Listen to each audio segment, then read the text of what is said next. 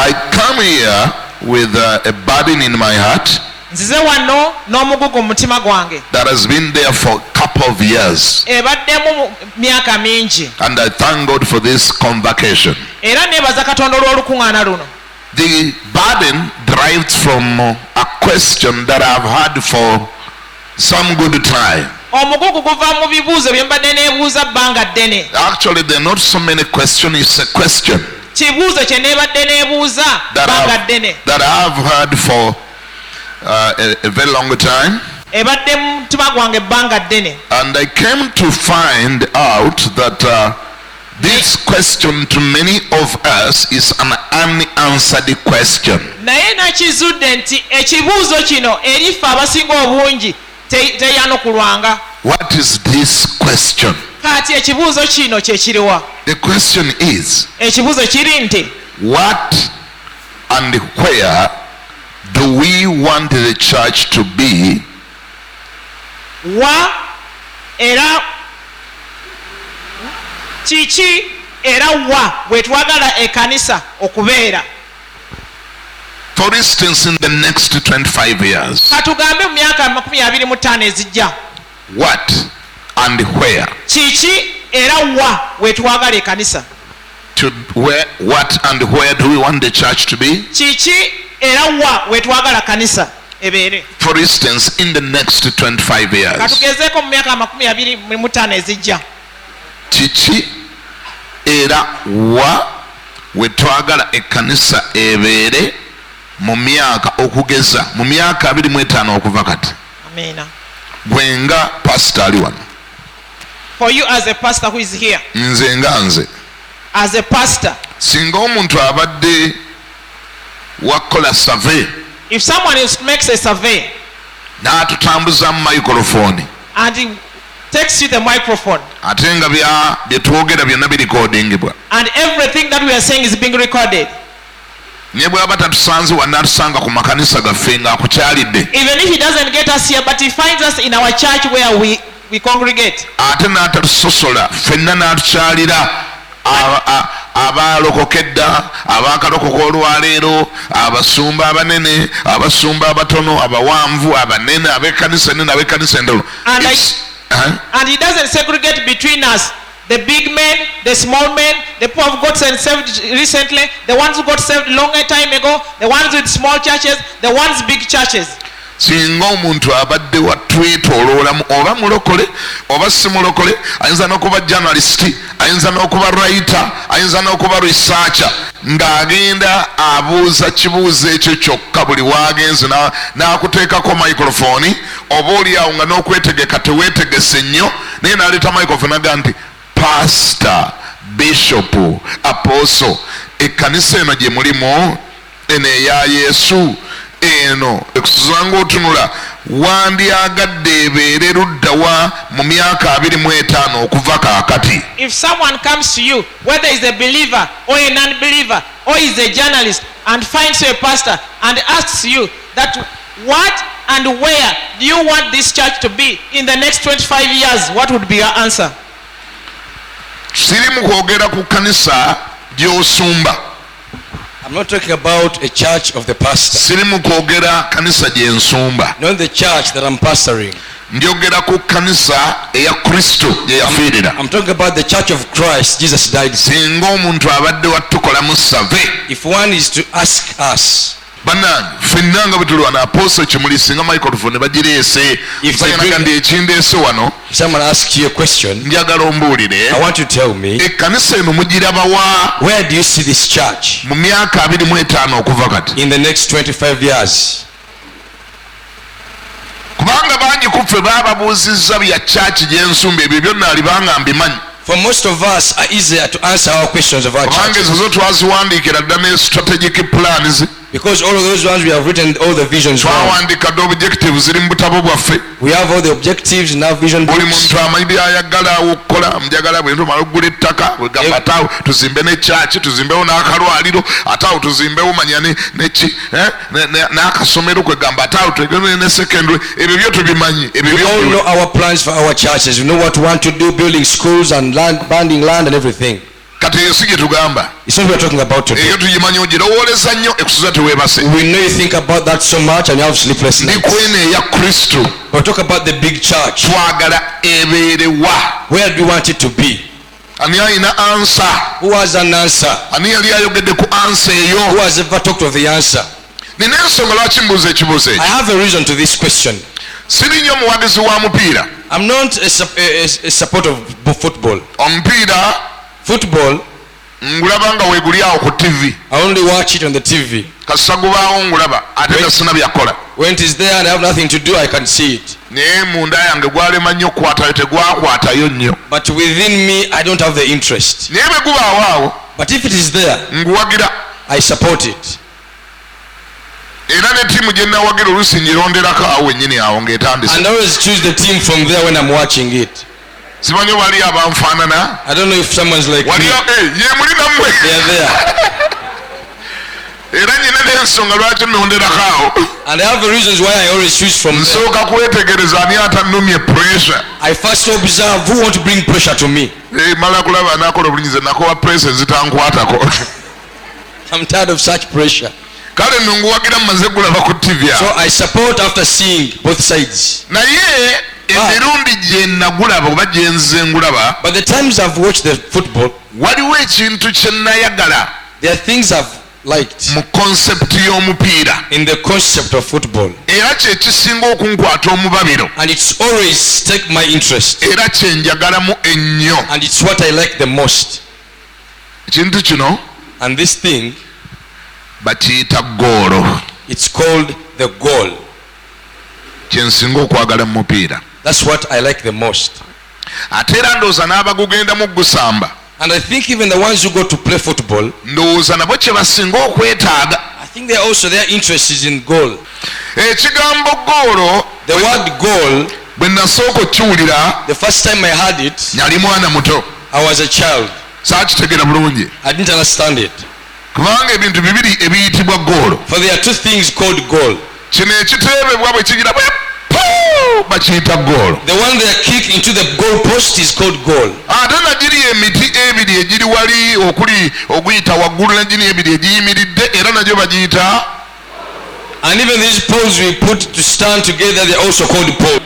goolo yeeriwa What is the goal? bassebo ne bannyabo Ladies and gentlemen, bwe tuba tunategera ansa if you are to know the answer, tukize mu luganda let's speak in Luganda. goolo kyeki mu luganda What is the goal in Luganda? goolo Goal weewo w'omalira is the finishing point.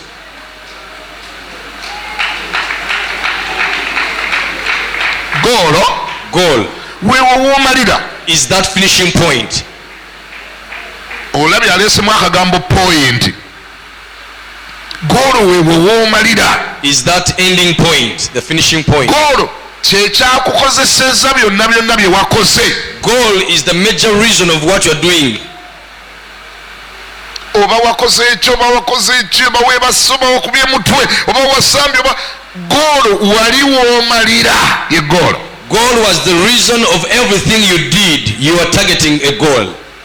ngenda gattako ekyokusatu I'm going to bring a third one. ndyoke mba disproving ne ansa yammwe gye mwampadde And then I will disprove you with the answers you give me. kati bwe kibanga goolo kye kino ky'osimula If the goal is the ball you kick into the post, ate omwami oli ali wali agirabwa ati bamuyita batya then what about the goalkeeper?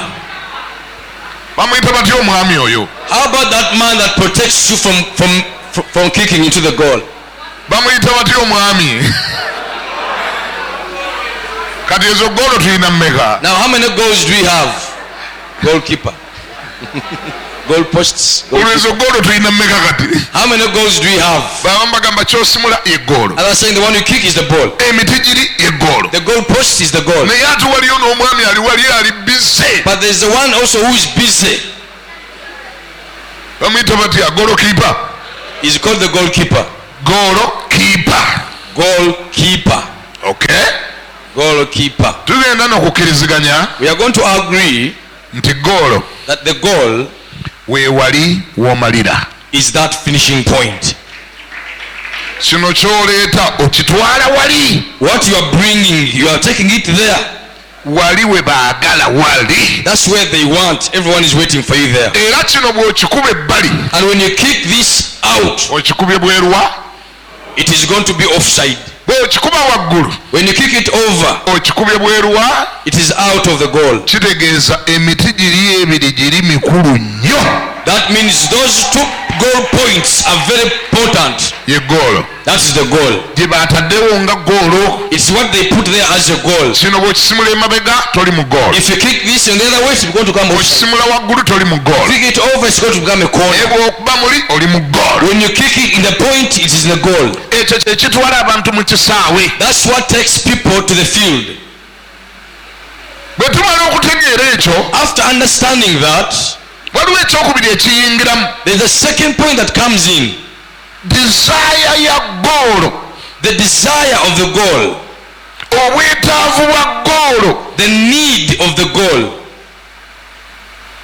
obwetaavu bwa goolo. The need to have a goal. Yugira nti weetaaga goolo Remember, you need the goal okuwangula match. to win the match. You need a goal. Wetaga goal.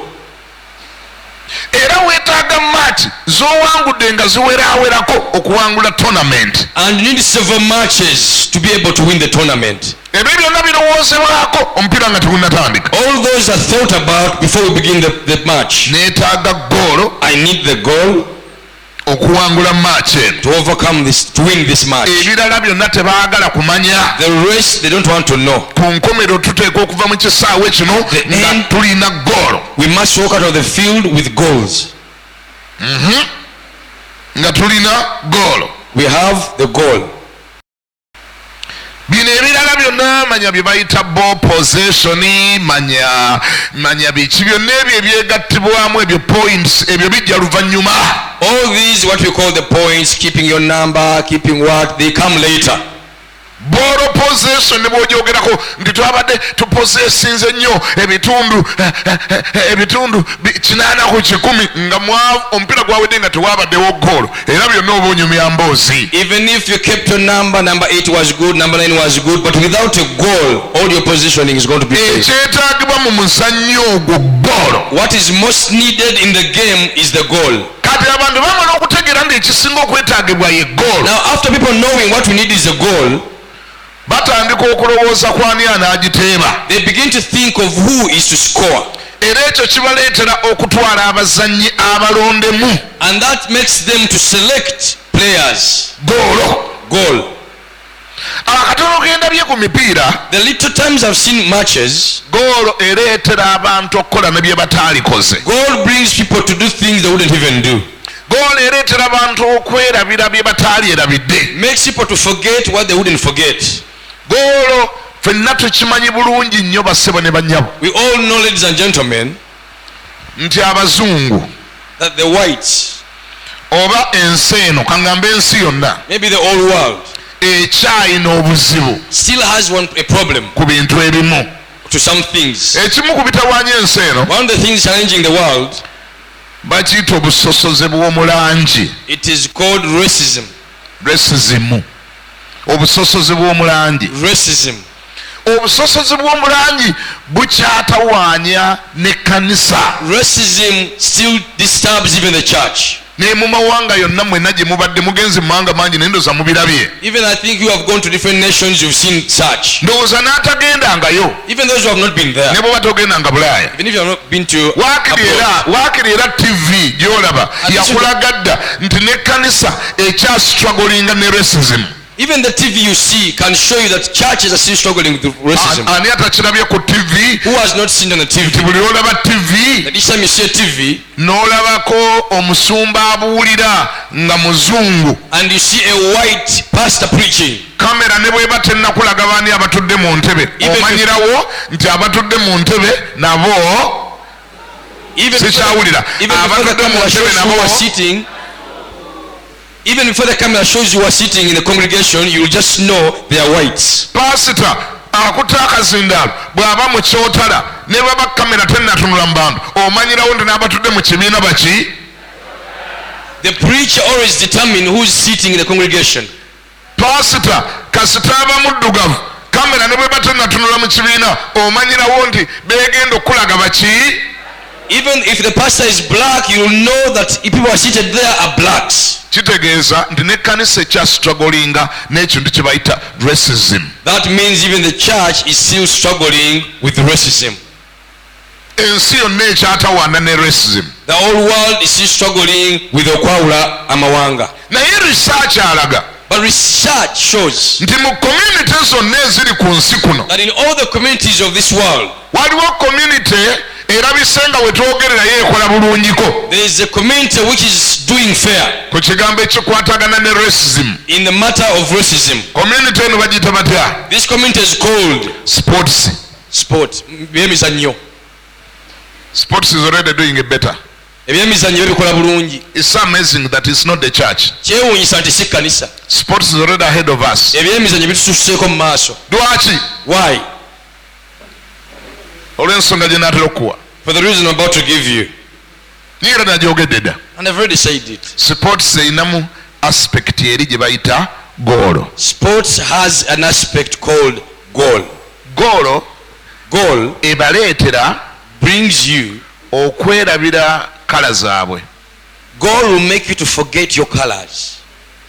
Ne bategeera nti okufuna goal And they will know that to have a goal, kirabika twetaaga ttiimu. we need a team. Ke akagambako okubiri ke nagambye kenjagalayo. That's the second word I told you I want. Goal Goal. ekiddako kye tugenda okwetaaga The next thing we shall need, bwe tuba nga tunaafuna goal if we are to achieve the goal, twetaaga ttiimu. we need a team.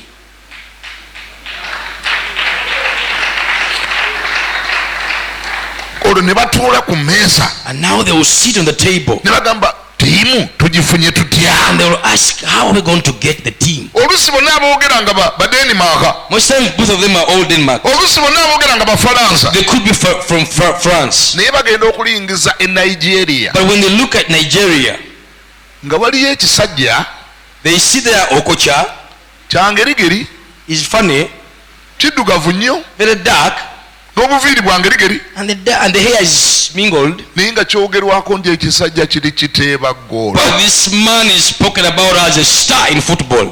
ebaga naye tukoze tutya Yes, nga tuli beeru nnyo, What do we do? We are so white. ekisajja nga kiddugavu nnyo, The man is very black. tugenda kukola tutya? What shall we do? naye ate twetaaga goolo. But we need the goal. kati mwategedde, Now, do you know? tulondeko kimu kye twetaaga. Let's choose one thing we need. tulondeko oba twagala kala zaffe tusigaze kala zaffe, If we want the color, we remain with the color. naye bwe tuba twagala But goolo if we want the goal, ebya kala tubiteeke wansi. Okocha alina okujja. ne balooka bakwata obutitimbe bw'essente zaabwe And they will get all their big amounts of money. ne bagula ekisajja nga bakiyita dragoba, And they will pick a man called Drogba. ne bagula ekirala nga nakyo kiddugavu. And they pay for another one is black. kyendowooza abaana baabwe abato be bagamba nti omuddugavu abeera nkobe, abaana baga kiki ekyo kimuliisi. I think the children will begin to wonder because they had them calling blacks. ne babagamba baana bange musirike musirike musirike, Stop talking. twagala goolo. Keep quiet about Okocha. We want the goal. ebyo bye twabasomesa byonna mubigumiikirize. Bear with whatever we told to you. twagala Want what? sikyawulira, twagala What do we want? kubanga bwe twagala goolo twatuse okutegeera nti twetaaga ttiimu, Because when we want the goal, we have come to know that we need the team. era ttiimu eteekwa okuba ewinning ttiimu. And the team has to be a team empanguzi. ne balyoka baleeta ekira nga bakijja Senegal, And they'll go for another one from Senegal. ne bagenda e Uganda ne bajjayo bajjeeyo. They go to Uganda, they bring Seruyange. ebyakkala nga tebikyabakwatako, The color doesn't matter. oluno nga baagala goolo. This time, what they want is the goal. ate nga okubeera ne goolo olina okuba ne ttiimu. And to have a goal, you must have a team. okyagoberera? Are you still following? si buli okyagoberera? Are you still following? omupiira ne gulyoka gutandika. Now the football match begins. eri mu real life In the real life, bw'ogenda mu mawanga nga Germany, abava Germany mu nsonyiwe, you go to nations like German. bw'ogenda mu mawanga nga France, abavaayo mu nsonyiwe. When you go to nations like France, mu real life nga si mupiira, in the real life, friends, is not football. mu mawanga agamu omuntu ne bwakwata mu ngalo agenda n'anaaba. In some nations, if someone holds your hands, they'll go and wash them. Awulira nga atakutte muntu akutte babbuuni. They'll feel as if they're holding a baboon. naye bwe kituuka wali mu mupiira. But when it comes to football, bannange yabadde babbuuni eri mu katale. the baboon in the market efuuka golodi waabwe. becomes their superstar. golodi. Becomes gold. real gold. Becomes gold. That's why they pay billions of dollars Yes. to buy the would-be baboon. Yensonga lwaki basula sente mpitirivu nnyo ogula baboon eno yandibadde baboon. kubanga baagala golo. Because what they want is the goal. mpira ne gutandika. And the match starts. maama nnyabo ogenda okulaba esayidi eno ng'olabayo abaddugavu n'abeeru. You begin to decide they are blacks and whites. ne sayidi eno ng'olabayo abaddugavu n'abeeru. And this side you see blacks and the whites. omupiira bwe gutambula. As the ball goes on. eno eyandibadde babuuni. The one to be so-called baboon, neegenda ekuba eggoolo nengiraba to. he makes a score into the goal post. maama nnyabo ogezanga n'otunula ng'edduka ng'eddayo. You just tempt to see when this black baboon goes back. abagikoba babeera bazungu bennyini bagende beweeka ku mugongo The gwayo. whites will run and just carry this baboon up. bazungu be bagigoba bagende beweeke ku mugongo. It's only the whites that go and fall on this man. ne babuuni kati golodi. The baboon now becomes a gold. Wow. golo ebaleetera okwerabira nti eno babuuni. The goal makes them to forget what's so-called baboon. addiction passion gye balina ku golo. Obwagazi n'omukwano gwe balina ku goolo bibaleetera okwerabira. makes them forget ono yava gindi. that this one is from China, ono yava gindi. this is from Nigeria, ono yava gindi. this is from Masaka. kubanga balina. Because they have one goal. kubanga baagala. Because they want the goal. kubanga bamanyi. Because they know.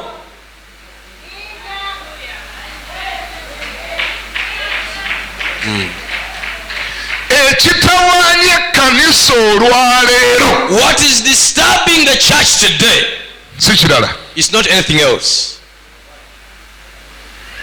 golo temanyiddwa. We don't know the goal. saagala ompakanye newenkwata microphone nenkomaana okubuulira nendeeta microphone ku buli mumwa gwa muntu wano ffenna tujja kuswala. If I give this microphone to each one of us, we shall be ashamed. nga tuddayo ku kibuuzo kyaffe kiri. We go back to our question. where would you want this church to be in the next 25 years? Ekkanisa wandyagadde ebeerewa mu myaka 25 okuva kati. until that question is answered. Okutuusa nga tulina ansa y'ekibuuzo ekyo, tukyalwana. we are still struggling. tukyakubagana. We are in the war.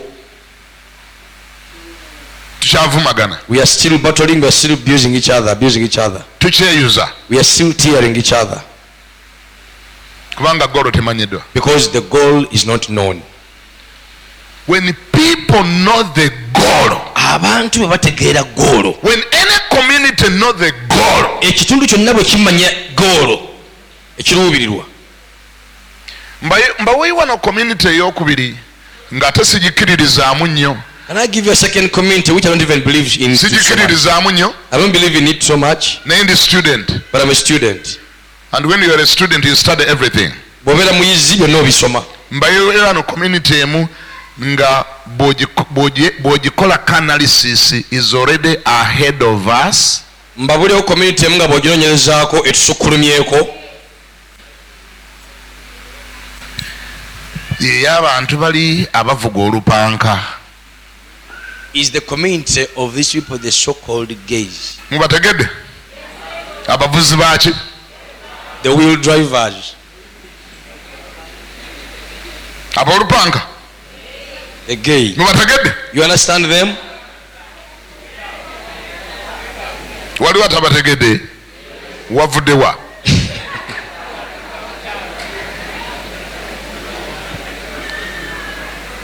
it is a shame Kiswaza to know okumanya that these guys, nti abali ebisiyaga bano when it comes to strategy, bwe kijja mu kuteekawo enkola, oba empenda. It is a shame to know Kiruma okumanya, kiswaza okumanya that they seem to be already ahead of us. nti bano batusukkulumyeko, batuli mu maaso.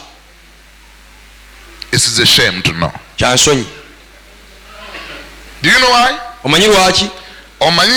Omanyi ekibaleetedde okuba nti badduka emisinde okutuleka? You know what brings them to run faster than us? Goal. The goal.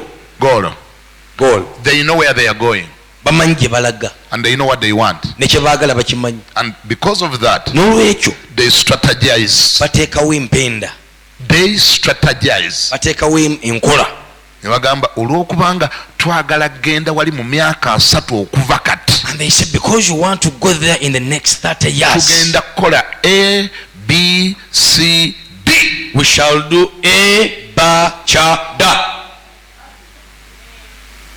Where is our A, B, C, D, E? Kati ffe A yaffe ne B, C, D yaffe eri ludda wange kanisa. And who knows about those A, B, C, D? Era ani azimanyiiko?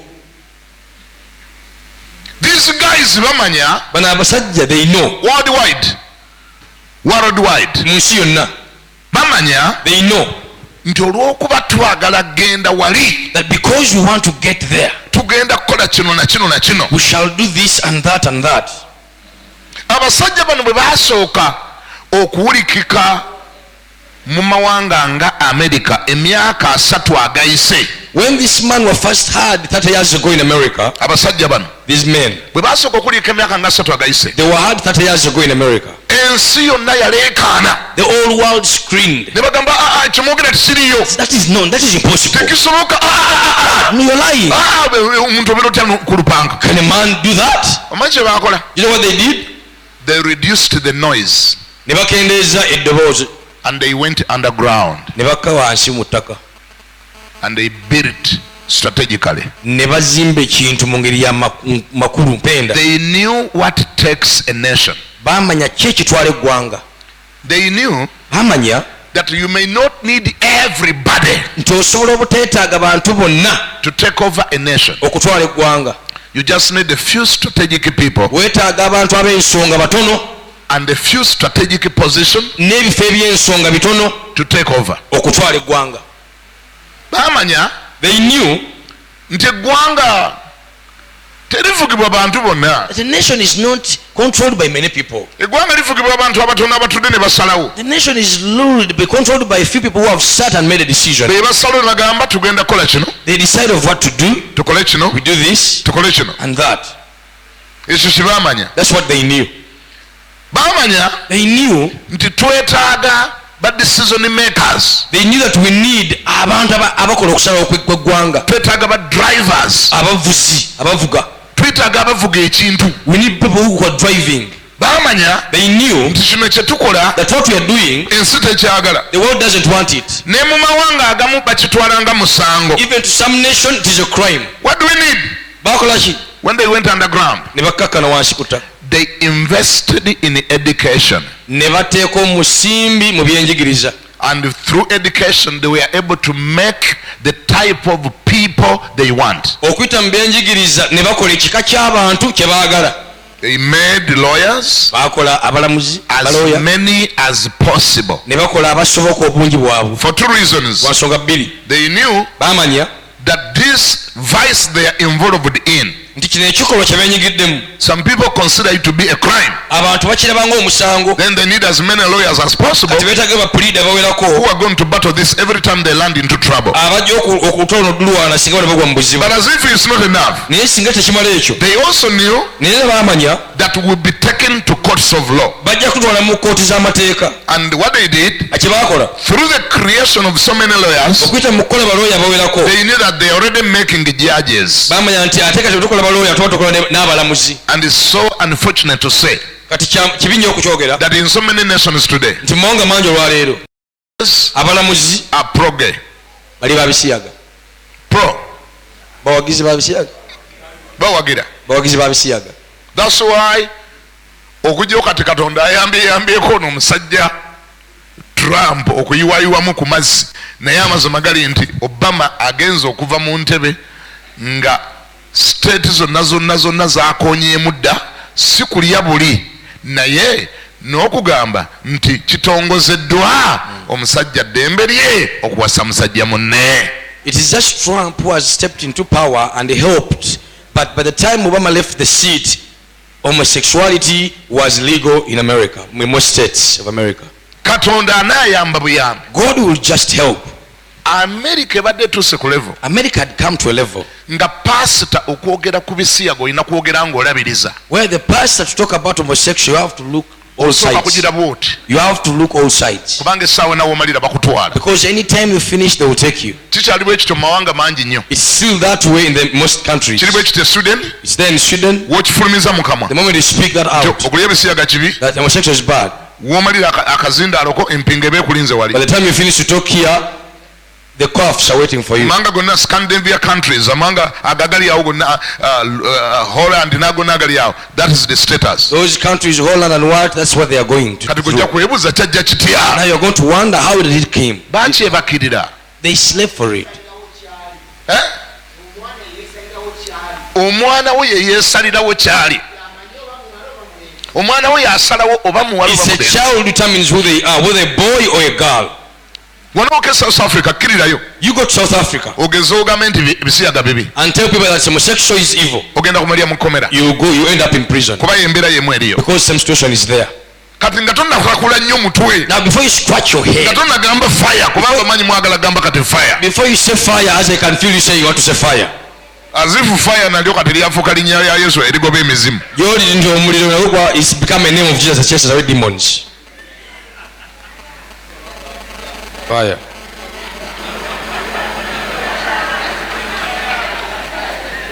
Kati nga tonnagamba nnyo fire, Now before you call your fire, baakikolerera. they worked for it. Gwe ky'otayina It is what you don't have. You only have fire. mu America. In America, Abasiyazi badde batuuse ku level okuggazaawo ekkanisa. the gays have come to a place of making church close. Nga locked. bwe bagambye ekkanisa yaabwe egenda kuggalawo If they say that church is closing, nga bagiggazaawo. they close it. Bwe bagamba tugenda giwamba If they say they're going to capture that church, bagiwamba. it is taken. Naddala mu makanisa agamu kikyaliyo baziwamba. There are some churches and it's happening now. They're taking them. Ojja ngamba baziwamba batya? Tell me how they take them. Wali ekkanisa denominations ezimu nga pastor ofuuka pastor bamulonda na kalulu. There are some churches whose pastors are voted in some Yoga denominations. muzimanyi ne bwe siyogere mannya gaazo nawo ne Uganda weeziri. Maybe you know those churches. Pastors are voted into. Yogeza nga baganda baffe aba Baptist. For example, the Baptists. Pastor okutula mu ntebe okufuuka pastor bamulonda na kalulu. To become a pastor, people have to vote you out. So which means you have to campaign. So what these guys have been doing, Kati kye badde bakola, bwe bazuula nti pastor waawo abataddeko omumwa, when they discover that their pastor is so much against naye them, nga ate okufuuka pastor baamulonda na kalulu, and yet for him to become a pastor was voted in, ne bamanya nti okulonda kubulayo emyaka 3. and they know that it is 3 years to vote this next pastor. Abasajja bano balina solidarity. These men have got a solidarity obumu. Bagenda ne beekuŋŋaanya, abadde babeera emukono, ababadde babeera ebbombo, abadde babeera empigi, ne beekuŋŋaanya bonna bamanya nti eno ye kyaki, bonna beekuŋŋaanya ne bajja basenga wano e Katale. They all gather from different places and come and fellowship into that one church. Ne basalawo bajje basabirenga mu kyaki eyo. And they choose to come together in that church. Ne basaba membership, And they ask for membership. ne bafuuka bammemba mu And they kyaki. become a member. Ne bategeka munnaabwe agenda okulyawo. And they begin to prepare their fellow gay who is going to overtake you. Okulonda ne kutuuka ng'olere bammemba. And the voting comes when they are members. Ne bakubalangula akalulu. And they take you over the voting. N'ovaawo nga n'okuswala oswadde. And you leave the place when you're even ashamed. Kanisa bagikoze batya? The church is taken. Efuuse yaabwe. It has become theirs. Bagitutte. It is taken. Era ezo zibaali batutte mu ngeri ng'eyo nnyingi nnyo. And such as is taken in that way are so many. Solidarity gye balina. They have the solidarity. Naye solidarity evaawa? But where does solidarity come from? Balina goolo. They have the goal. Kampuni emu yali y'abalokole ng'ekola cakes. There was one born again company making cakes. Kampuni eno yali ekola cakes. This company was making baking cakes, Ez'abagole. wedding cakes. True story. Lugero lutuufu. Massachusetts. Massachusetts. Abasiyazi babiri ne bajja. The two homosexuals came. Abasiyazi ne bamanya nti kampuni eno ya mulokole. They knew this company belongs to Mulokole. Bano abalokole plus. And this Mulokole oyo. Mulokole gattako. ne bamugamba sebo twagala otukolere cake. And they say, we want you to make us a cake. N'abagamba nti okay cake nti Said, okay, cake yaki okay. nti yambaga. Which cake? A wedding cake. N'abalamulira And bring them price. ne badepositinga sente They deposit the money ku keeki y'embaga. on the wedding cake. Basajja babiri, Two men, David and Stephen. Daudi and Stephen. Atunda keeki teyakifaako nnyo, yalowooza ono awerekedde munne. The seller did not mind, maybe this one has got it to the friend. Bwe bamala okusasula After paying, abawadde receipt they got the receipt. n'ababuuza nti kati keeki And they asked, now the cake, mbateereko mannya ki? what names do I put on the cake? Ne bamugamba teekako David and Stephen. And they told him, you put Stephen and David. David where is Stephen? David, I was a Stephen. Omulokole n'agamba nti The born again said, what is this? David where is nze ndi mulokole. Me, born again. David where is Stephen? Stephen, Daudi, I was a Stephen. Ezo sente sizirya. That one, I can't eat that money. Saagala genda mu muliro. I don't want to go into fire. Sigenda gikola. I want to make the cake. Receipt bagina nno mu nsawo. They have the receipt in the pocket. Ne bamugamba ogenda nno gikola. And they say, you are going to do the cake. Ojja gikola. You will do the cake. N'agamba ndi mulokole sigenda kukola keeki He eno. said, I'm born again, I won't do the cake. Ne bamugamba ojja gikola. They say, you are going to do the cake. Ffe tugenze. We have gone. Ne bamutwala mu kooti. They took the person to the cake, to the Ne court. bamukyajinga omusango discrimination. They charged him the discrimination. Mu America ogwo musango gwa maanyi nnyo. oyawudde ososodde Hate discrimination gye misango gyabwe gye baateekawo. okyaye ososodde, that's the cases. Yali abiyita byakusaaga ne bamutwala mu kooti. Jokingly was taken to court. Mu kooti nabagambye dda baategekayo bannaabwe I told you in the court, they already prepared some people there. kubanga bo baatuula wansi enjawulo yaabwe ya community eri naffe bali baatuula wansi ne bawandika strategic plan. Because for them, they sat down and they made a strategic plan. naga ndi bw'oba onootwala eggwanga twagala wano twagala eno office twagala eno office twagala eno office twagala kino. And they said, if you take a nation, we need this office, we need this and that. Kati ekimu ku bye baatwala Now one of the things they took, amakooti mu mawanga agaakula edda amakooti baagawamba. all the courts in those big nations were taken by Kati them. bakutwala ogaanye okukola keeki yaabwe naye ne gwogenda okusanga eri mu ntebe waabwe. So they take you not doing their cake, but even the one you're going to meet in the court is theirs. Kati enkima egenda kusala etya ogw'ekibira. Now how can the monkey judge the case of the forest? bakutwala naye nga ne gye bakutwala gwe bakutwalidde waabwe. The ones that are taking you and the ones that are taking you to belongs to them. Omusajja omukozi wa keeki omulokole baamukuba penalite ya mitwalo gya $10. The baker was given a fine of $100. yalina gyali asatu. You have the information. This brother has the information. Emitwalo asatu. $300. yalina okutunda ebintu bye $30,000. ne kampuni egiggalawo. He had to sell everything, oyo ne bamanya tukumaze oddangayo and they said, now you are finished. Do it again. oddangayo. Do it again. eyo bagiggaddewo. That company is closed. makanisa bagaggaza. They close churches. kampuni bazisaanyaawo. They destroy companies. They can do whatever they want to do. Basobola okukola kyonna kye baagala okukola.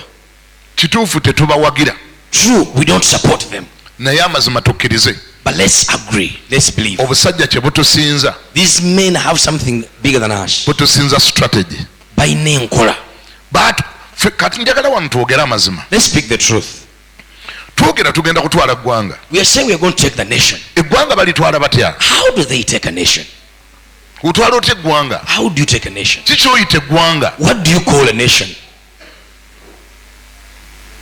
enjawulo yaabwe nabo kanjikubuulire. Let me give you their difference. enjawulo yo nabo. Your difference and them. gwe booli kurutingo bali kurutingo bajjawa. The people you recruit, where do you get them from? kantandikire ku bo. They start from them. bo bamanya For them, they know tugenda kwetaaga omulamuzi mu myaka 10 okuva kaakati. we want a judge in the next 10 years. ne bakwata sente zaabwe They get their money ne bainvestinga mu education. and they invest in the education. ne bagabira abaana bursaries. They give children bursaries. na wano ewammwe e Uganda bali muzigaba. Even here in Uganda, they're giving them out. genda mu bitongole kati mu masomero agatendeka amateeka. Go to schools, institutions, government centers. government centers. abaana 5 ku 10 bandibanga bali sponsored by that community. 5 out of 10 are sponsored by that project. gweyinayo bameka gwe ng'ekkanisa? As you as a church, how many do you have? abaana bameka abasoma nga basomera ku sente zo? How many children do you have studying on your money? n'olwekyo gwe baweeredde bali mu kukola muntu waabwe. So the one they are paying school fees for, they are making their They have person. created their own person. Beekoledde omuntu waabwe. Tagenda ku university You want to go to the university abeere ng'ajjukira ggwe, to remember you. agenda kujjukira baamuweere. He's going to remember those who sponsored. bo bamanyi nti bw'ava ku university For them, they know after university, agenda kufuuka manager in any corporate company you can think about. he's going to become a manager in any company you can Think about one corporate company. You get a company ne yabakungu They gyotegeera. know that the person they are creating Bakimanyi nti ono omuntu gwe bali mu kutonda is going to be a manager, agenda kubeera manager, is going to be a director, agenda kubeera director, is going to be something agenda kubeera ekintu kyonna and prevail over other people. ate abeere nga yafuga abalala bonna. Nga waatudde waliwo obuyinza, Sitting in authority, bo tebamala gatwala buli bifo, baagala ebifo ebirimu obuyinza. they don't take any position. They want those authority places. They want a Positions. place where they can command things. Baagala ekibasobola okulagira ebintu bibeerewo. Sajja bw'aba manager, wansi we waliyo abantu 4. When a man is a manager, below him there are 400 people. That person can influence anything. Oyo omuntu asobola okukola okusalawo kwonna. He's sitting over power. Atudde ku maanyi. They create a manager. Bakola omuntu omu manager. If they want to create an MP, they can create an MP. Baba baagala kutondawo MP bamutondawo. Wano twalekaana wano juzi. Here we shouted recently. Etteeka liyitemu, etteeka liyitemu, etteeka liyitemu. Let the law go through, the law goes through. Ekibuuzo, oyinayo ababo bameka? The question, how many do you have of yours? Bwe ng'ekkanisa oyinayo ababo bameka? You as a church, how many do you have that belong to you? Sajja bw'obalaba wano etteeka lyatuka okusayininga ne babulawo. After the law being signed, they all disappeared. Kubanga tolinayo babo. Because you have no one from there that belongs to you. Amawulire bye gaagala bye gawandika ku kkanisa. What the news, whatever they want is what they write about the church. Wangi? Hello? Omutego baagala gwe basalawo. They can talk about anything they want. Bwe ne boga tokyagala kiraba ekyo. Are you represented in that industry? Even if you don't want to see that, mu industry eyo okiikiriddwayo ey'abanamawulire. Did you make a people to represent you in that industry? Wakolayo ku bantu bakukiikirire mu industry eyo mu kitongole ekyo. Do you have people who can say nebagamba banna ekyo wadde kyabaddewo naye tetugenda kiwandiika kubanga kiswaza omubiri gwa Kristo tetugenda kiteekayo tetujja kiwandiika. Are you represented in that industry? I will represent in the media. People can say we won't write this because it will shame the church. Are you represented where the power and the influence is? Tukiikiriddwa amaanyi n'obuyinza gye biri. Challenge yaffe eri bweti. This is our challenge. Yesu abantu abo tubaagala We need those people, naye twagala bakuzire nga bumbuzi. but we need those ones who are already made. Twagala bali abawedde okukola People are already made by someone. betusabira. They're the ones we pray for. Ayi Mukama leeta baminisita mu Bring the kyaki. ministers in charge. Ayi Mukama leeta badokita mu Bring kyaki. doctors in charge. Ayi Mukama leeta Lord, bring badirector. directors. Ayi Mukama leeta. Oh Lord, bring. Bano tebasaba busabyo bafuna. These ones don't just pray to get to them. Omuntu gw'otaatonze nga si gwe wamutonda. Someone you never made. Whom you never created. Omuntu gw'otaatonda. Nga tolina kye wateeka mu bulamu You bwe. never implant anything to them. Agenda kuvaluinga ddi. How and when will they value you? Agenda kukola ddi by'oyagala. When will they do what you want? Ogenda mugamba ddi nti gundi ku nsonga eno, this is our position, go and do ABC. When you tell them your position and they will do it as you want it. So because of that, N'olw'ensonga eyo, they are already better than you. kati bakusinga. They have already strategically positioned their people whom they have made. Bataddewo abantu mu bifo bo bennyini be beekoledde. And for you are reluctant at creating people and strategically positioning them. Kati gwe tossaayo birowoozo eri okutondawo abantu n'obateeka mu bifo. Okay, fe abaffe tubajjawa. Now where do we get ours? Kankulage enjawulo yaffe nabo. Let me show you our difference. Where do we get our people? Tubajjawo abantu. Fe We, bwe tuba twagala okufuuka abangi, if we want to become many, fe tugenda mu owino. we go to Owino market. Ne tukola crusade mu katale k'omubuulo. We go to Muburo market and do the crusade. Which is okay because they are also human beings. Si kibi kuba munayi nabo bantu ba Katonda. But that's where we get our people from. Naye gye tubajje Ne tujjuzaawo. n'opakira. Getuka nga akabiina kakwatiridde bwe kati. You see a crowd of people N'oga nti tuli b'amaanyi. and you say what is this way? We are Bannange strong. tuli b'amaanyi. We are taking the nation.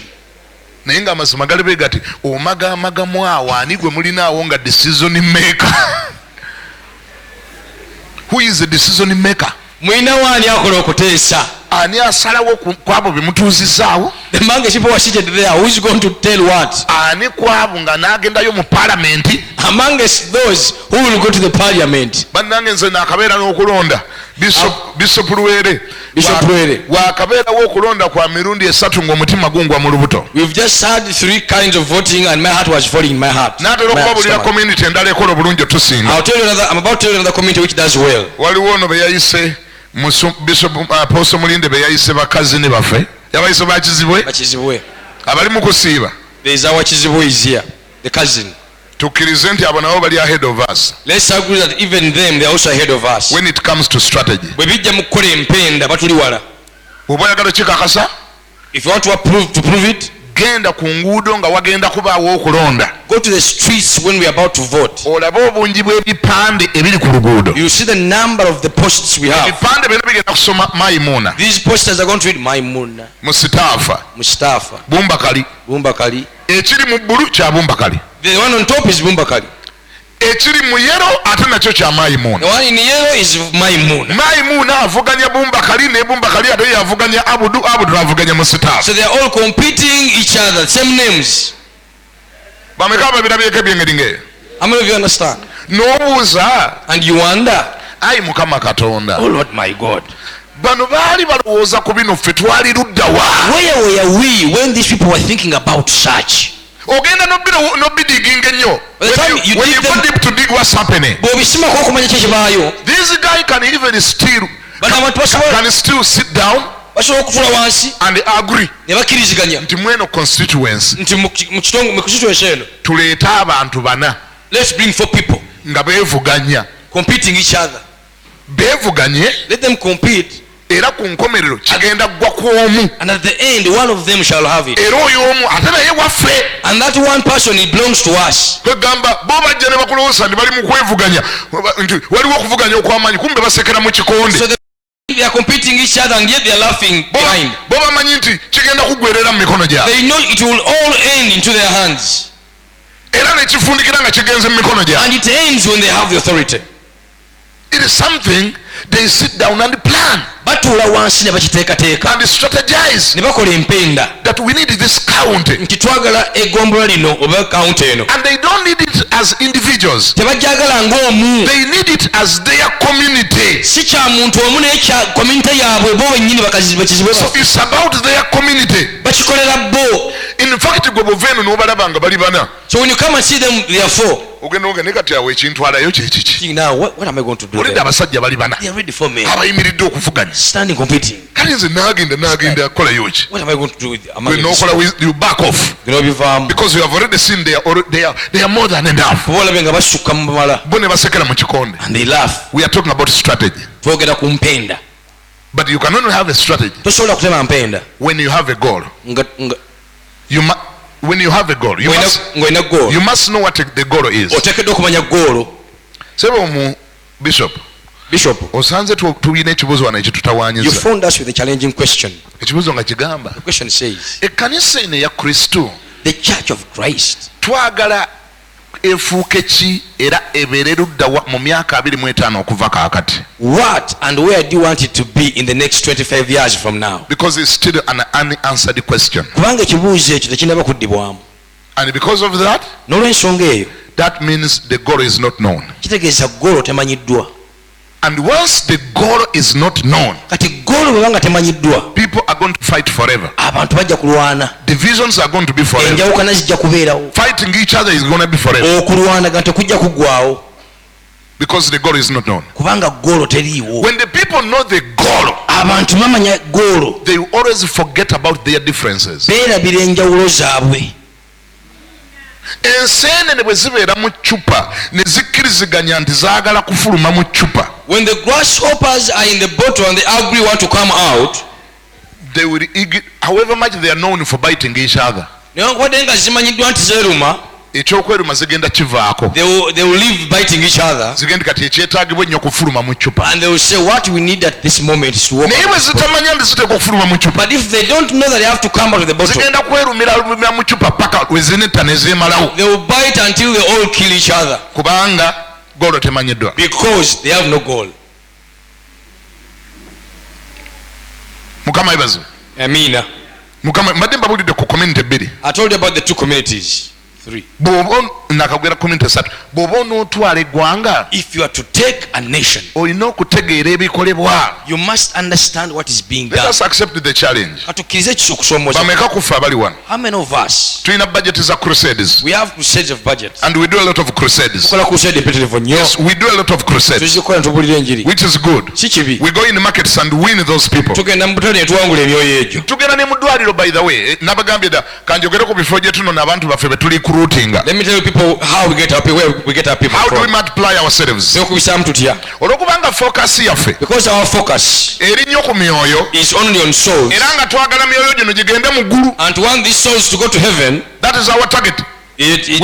We want the souls twagala emyoyo gino souls to go where? gigende wa mu ggulu. Because the only thing we see now is heaven, Ffe tetulaba kyokka ggulu, and we have not seen the nation yet. tetunaba kulaba ggwanga. Then the priority is getting the souls. Kati ensonga enkulu yakuwangula myoyo oba ogijje mu bbaala, Myoyo Myoyo. bantu genda mu ggulu. they go to heaven. Naye ate mu ggulu tufundikidde nga tetugenzeeyo lwaleero. But we have found ourselves not going to heaven today. Mu ggulu situnagendayo, We haven't gone to heaven. tukyali wano. We are still in Uganda here.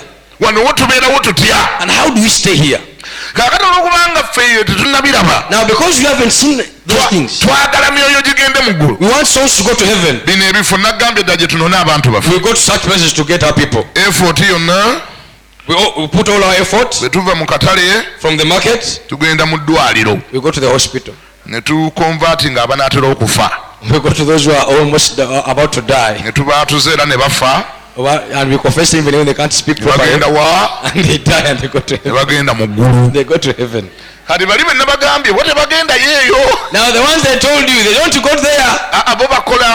Bo bakola myaka 3 okuva kati, myaka 5 okuva kati, batwala batya eggwanga. For them, they plan for 30 years from now. How do they take a nation? And that's where they invest their money. Awe bateeka sente zaabwe. That's where they invest their energy. Awe bateeka amaanyi gaabwe. Bo baagala buli gwe bakwatako ng'alina ky'anaafuuka. They want whoever they touch must become somebody. Baasakiriza nkusomooze nga nange bwe neesomooza. Allow me to challenge you as I challenge myself. Ku bajeti yo On your budget, ey'ekkanisa on church budget, kuliko abaana bameka be muweerera? how many children do you have that you sponsor, paying school fees for? Bameka abaagala badokita mu kyaki zaabwe? How many want doctors in your church? You want doctors in your church? You want Bameka doctors? abaagala ba MP? How many want MPs? Oyagala ba MP? You want MP? Bano badirekita betwalayo wano baagala? Who wants the doctors here? We saw Oyagala yesterday. ba IGP abasabira ewuwo?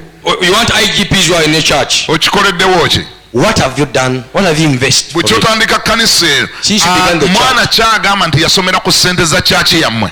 Tell me a child that will tell you study on your money.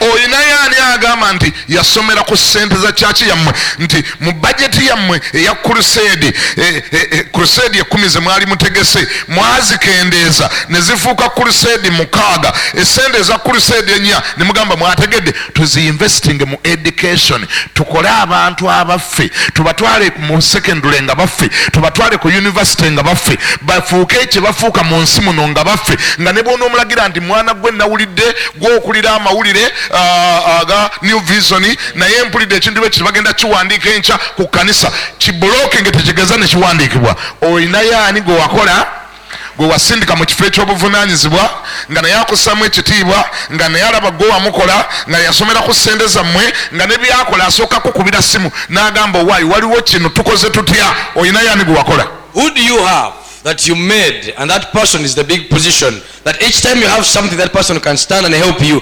Amongst the crusade you have, that you have ever reduced 10 crusades and you say, I'm going to have 6, and then the rest of the budget shall pay school fees for someone.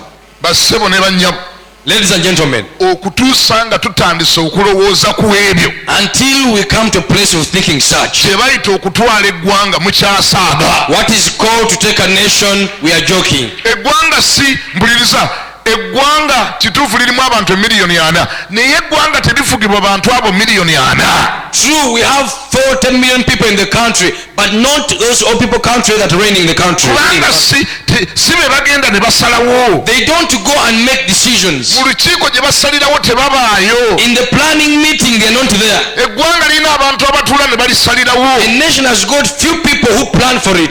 gye batuula ne basalirayo gwe olinayo bameka? How many people do you have into that place where they decide? oba onootera kusonsekayo bameka? Or how many are you about to push there? ye waatandiseeko? And have you started yet? olinayo bomentali nga bookansolinga? Are there people you meant and making and cancelling? olinayo bozaamu amaanyi bogamba gundi tuli mabegawo, gundi genda, gundi tuli mabegawo, genda, gundi soma, gundi ddamu amaanyi, gundi sente tujja ziteekawo. olinayo ab'engeri ng'eyo abali ku sente z'ekyaki? Do you have people you encourage, you push, you pay school fees for that they will get into those positions? bameka wano nga bajeti yammwe y'ekyaki kuliko basale? How many here that in the church budget you have a bursary? beera mulokole wanika omukono ge nti yeffe tulinayo akaana ketuweerera. And they say you have a child, we are paying school fees for. sigambye baana bo, ngambye abaana b'osomesa ku bajeti ya Not kyaki. your child, but from a church member. ndowooza ssebo bisupu okalaba akatyabaga ke tukyalimu. Now you can see. naye twagala baddokita But we want doctors. mbu nga balokole And the born again abatagenda kukuula mu mbuto z'abakazi, who want abort, abatagenda kukola abortion. who will not do abortion. twagala abanaasalirawo nti ebisiyaga bibi. People who make decisions over twagala sexuality. abanaasalirawo nti kijja kuba bwe kiti. People will say it won't be like this. twagala abanaasalirawo nti ettaka lyawali tuliwadde kanisa We want people who say that land goes to nga church. siginica gy'asayiniza emala. When the signature they make is enough, tubaagala we want them. tugenda bajjawa nga tetubakola. Where are we going to get them? ffe twagala tugende tubuulire We want to go to evangelize tubafune. to get them. naye abo oluusi tebatera na kujja mu kruseedi. But those ones don't even come to Nalwabe crusade. era ne yesu mumulaba bwe yali abaagala mu kyaki, And even once he went, just want them at church. bazaakayo teyabajja mu luguudo. He didn't get Zacchaeus on the lake shores. zaakayo tabeera mu kruseedi. Zacchaeus doesn't come to crusades. zaakayo akola mu ura. Zacchaeus he works in URA. alina ebizibu bye yabba sente z'abantu yazibba dde atajja mu kruseedi. Zacchaeus has problems and stolen money, so he hasn't come to crusades. tosobola muleetawo mu kruseedi, bajja mukuba mayinja sente za license ze yalya tojja muleeta mu kruseedi, bazaakayo tebajja. You can't bring Zacchaeus in crusades. They have problems. They will be stoned. From there. zaakayo bw'aba ayagadde okuwulira ku bintu bya yesu alinnya muti waggulu. When Zacchaeus wants to hear about Jesus things, they will step up on the tree. kati gwe bw'oba omwagala nga gwe yesu, So if you are Jesus and you want Zacchaeus, obeera strategic ennaafu bw'omusanga ku muti you must be strategic. If you find them on the tree n'otegeera nti ye zaakayo, and you know this is Zacchaeus, omugamba nti vaayo you tell them, Zacchaeus, calm down. kati gwe service ngireeta mu nju yo. Now I'm bringing the main service in your house. service yagitwala wa yesu. Where did Jesus take the service? bano abalala bonna mu katale gy'abuulirira. The rest were preached in the market. bano abalala ababuulirira mu nguudo ng'atambula. The rest are found on the lake and streets. bano abalala abuulirira ku mwalo. Others on the lake shores. bwe kituuka ku zaakayo, When it comes to Zacchaeus was a big type. awo ne yesu afiirawo awo. Jesus can die from there. aga nti agwe tugendeka osula wange kutwalawo. Where do you sleep? I'm fine. I'm coming there. service ngireetawo waka. I'll bring the service at home. ne bw'onoyagala nja kujjanga no buli lwakuna nkusumbire wano. Even if I can even come here every Thursday to pastor you from there. kubanga guli influencer. Because gwoli musazi osalawo okola ebintu bingi. You are in a place of authority. Oli mu kifo kya buyinza.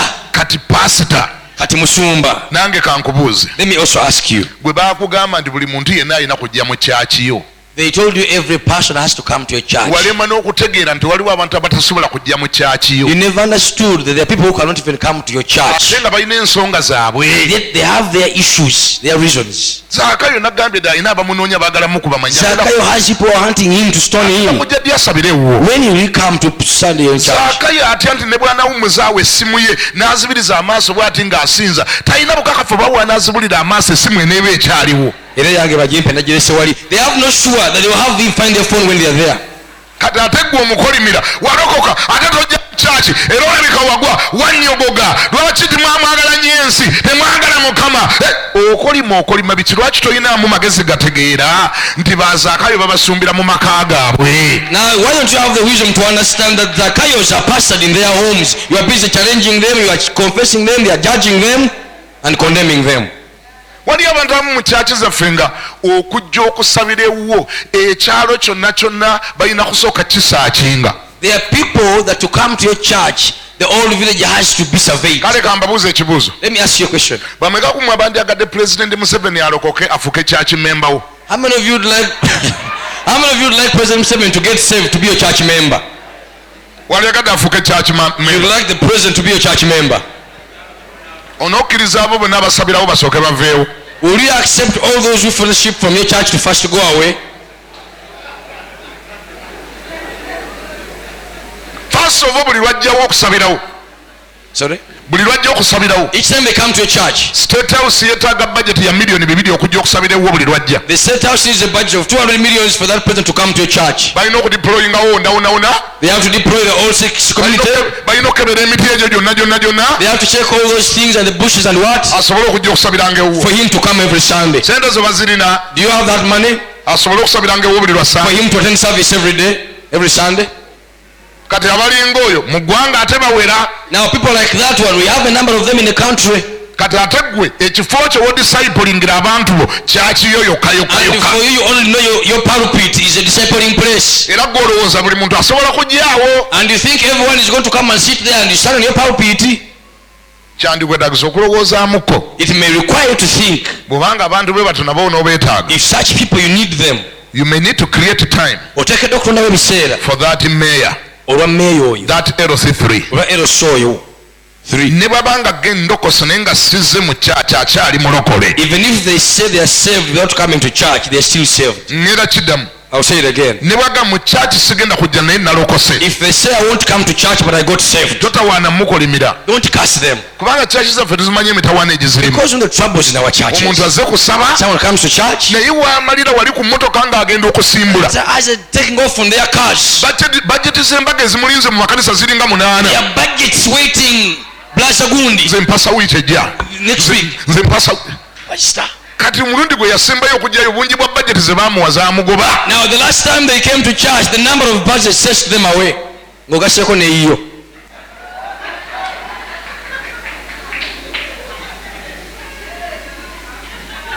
community mwomutuusa alabanga atagijjaamu bulungi. They feel they don't even fit in the community they are sitting. ate gwe tonnabikkulira okolima bukolimi. And you haven't been revealed to them, you're just cursing. amalala ago mulina amalala weetowazeeko beera mwetowaze. Humble yourself, repent, you are sinful, you have pride.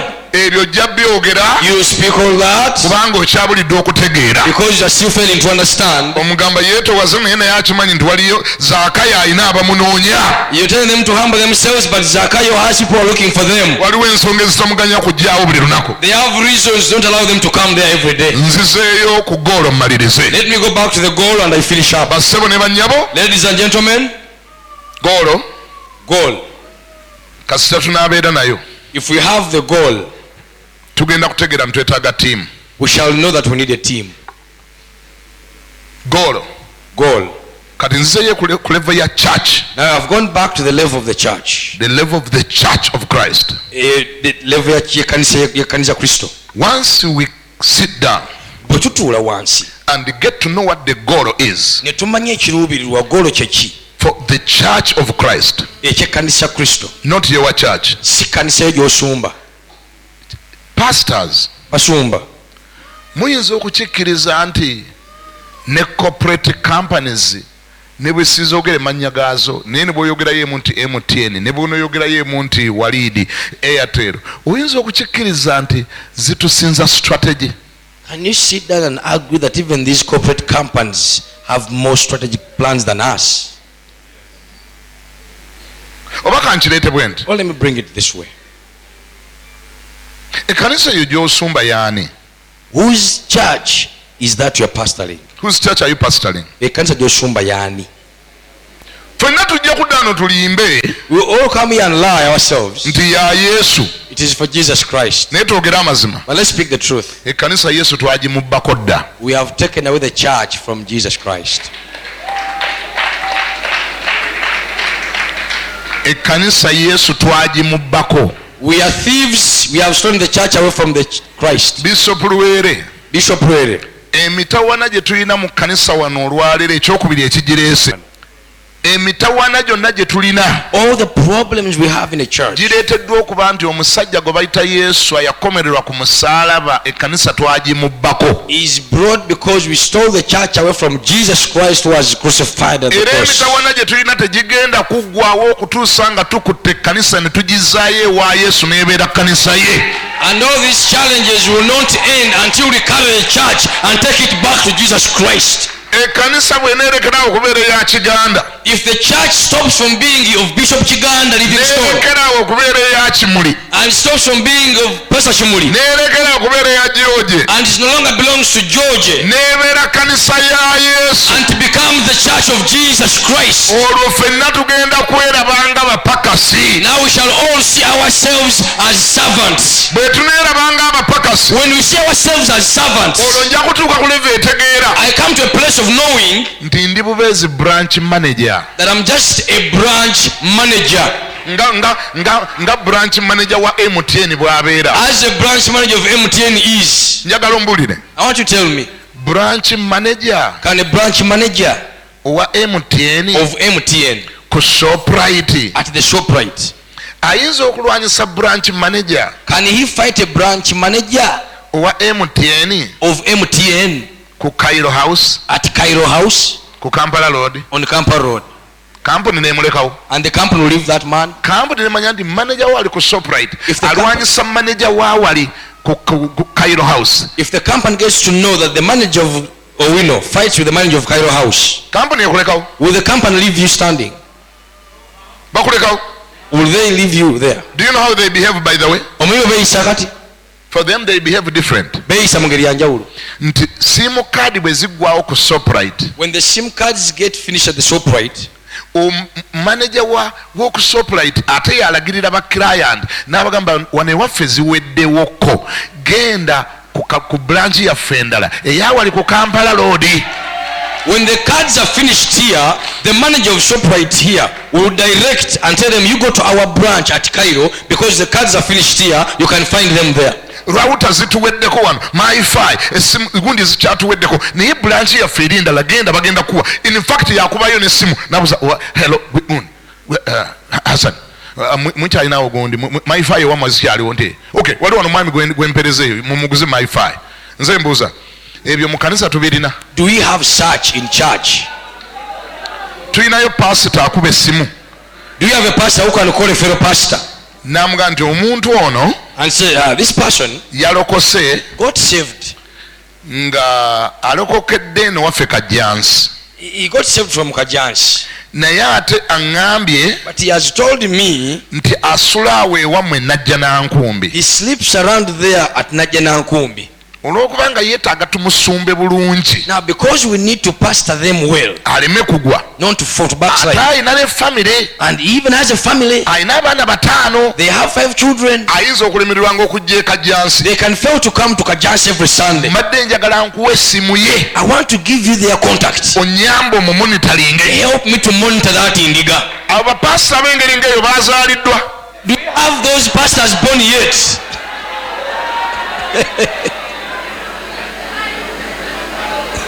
Abo baazaaliddwa abo. Do we have them born yet? Tubalina nga wakuba essimu n'oweereza obuliga ng'olina gwe wali oweereza akaliga n'omugaa nti ako bakasumbireeyo. Do you have someone who has ever sent a sheep to another church to be pastored there? Do you know what we believe in? Omenya tukkiririzaamu? Ffe tugamba omwoyo ali wano. We said the power of the Holy Spirit is here. Katonda agenda kutambuza God bigere. is going to move footed. Ewaffe ajja kutambuza bigere. He's going to walk. Okay. Wulidde? Nolwekyo oba oli Luweero, So whether you are in Luweero, oba oli Matuga, whether in Matuga, janguwa ne waffe Kajjansi. come here at Kajansi. Kubanga Katonda wagenda okubeera ku Sande. Because God is going to be only here in the Sunday service. Ffe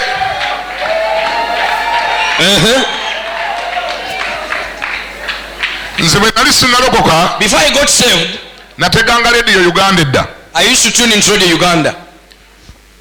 nga batera okuteekako ababulizi ku radio Uganda nga banaatera okuggalawo awo ku saa 6. As they're about to close at 12 midnight, they could bring preachers there on Radio Uganda. ng'osobola okuwuliza omubulizo ne bwe ziba dakiika 15 So you could hear the preacher at least for 15 minutes. n'owulira enjiri ku radio. You could hear the gospel on the radio.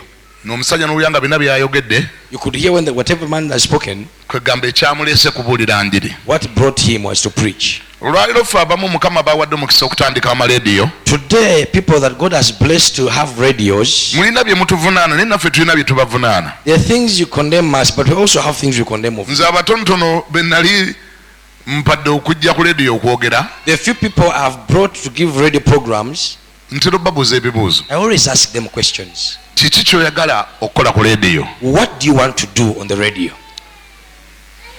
oyagala kukola ki ku lediyo? What do you want to do on the radio? Njagala kulagula. n'agamba njagala kubuulira. He said, I want to preach. nomugamba njagala okikakase kuba nfe odiyensi yaffe I want you to confirm this because our audience eyagala abantu bazze kubuulira njiri. wants people who have come to preach the gospel.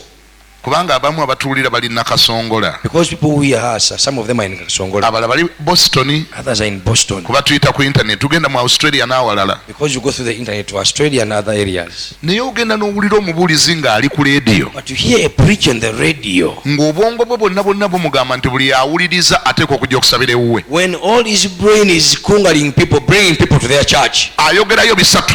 Speak to these three things. ekyaki yaffe esinga niwanonono ne yesu alokolera awonya mumukkirize essimu yange liri 0776 ku sande yetuli nomugamba naye oyina eddakiika 3 gokka naye nga tugakozesezza bulungi. You tell them you have 30 minutes, but most of the 30 minutes you're using it for mobilization. abamu abakuwulira tebagenda kujja mu kyakiyo. Most people are hearing you on this radio cannot come from Boston to your church. abamu bakungu nnyo mu gavumenti badde bateze bawulirize alabe oba alina kyanaafunamu. Others are people in the government, they want to listen if they can get something from you. 90% of your time But kyenda ku kikumi ku biseera byo, yonna ogikozesa kusoma simu yo you have used it to read your number nakulagirira wosiŋŋaanibwa and directing where people are going to find you. mu kulaba kwo Do I see you? ogasizza odiyensi. Have you been of benefit to the abali audience? mu kuwulira eri obagasizza. Are people there hearing the message?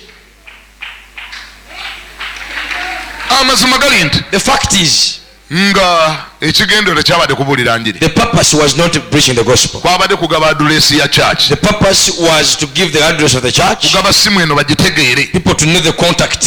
bassebo ne banyabo, Ladies and gentlemen, ebyo nabyo birina we biva. such things are also from somewhere. we biva. Where they come from, pastor bishop lwera yabagambye Bishop Ray told us here, we need deliverance from churches, twetaaga okusumululwa okuva mu makanisa gaffe. we need deliverance from ministries. Tugendeko batugobeko obuweereza butugobeko. twetaaga katonda atuyambe We need God tubeere kingdom minded. to help us to become abantu abalina endowooza y'obwakabaka. bwe tunabeera kingdom minded, Bwe tunaba abantu abalina endowooza y'obwakabaka, not church minded si ndowooza ya kanisa, but kingdom minded, endowooza y'obwakabaka. ogenda tutandika okundabanga muganda wo. You will begin to see me as your brother. ngenda tutandika okulabanga muganda I wange, will see you as my brother. nja kukulabanga mulwanyi munnange, I will see you as my fellow fighter. ogenda kundabanga mulwanyi You munno. will see me as your fellow fighter. kyokola kijja kuba kyange Whatever I do will be mine, nekyenkola kijja kuba and kikyo. what I do will be yours.